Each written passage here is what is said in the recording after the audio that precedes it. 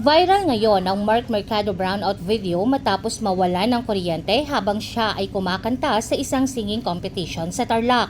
Marami ang natuwa sa kakaibang pangyayari dahil tila naging bahagi pa ito ng kanyang performance.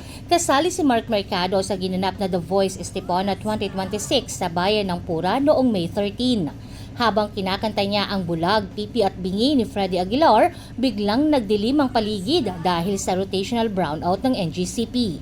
Agad namang napareact ang audience matapos mawalan ng ilaw. Dahil dito, mas lalong naging memorable ang kanyang pag-awit.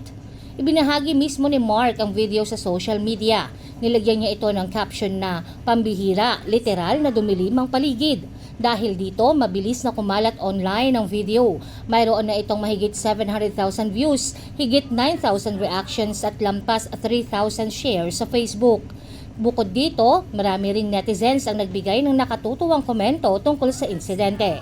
May ilan na nagsabing tila bahagi raw ito ng performance ni Mark. May netizen pang nagkomento ng panalo na agad sa audience impact. Samantala may isa namang nagsabi ng intro pa lang, sigawan na, patungkol sa naging sigawan ng mga tao nang mawalan ng ilaw. Sa kabila ng hindi inaasahang brownout, tila sinuwerte pa si Mark Mercado sa kompetisyon.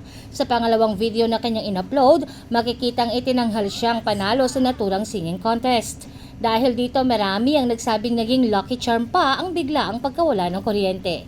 Bukod sa kanyang talento, hinangaan din ng netizens ang pagiging kalmado niya habang nangyayari ang insidente. Samantala patuloy pa rin pinag-uusapan online ang viral video ni Mark. Marami rin ang umaasang mas makikilala pa siya dahil sa kanyang magandang boses at natural na stage presence.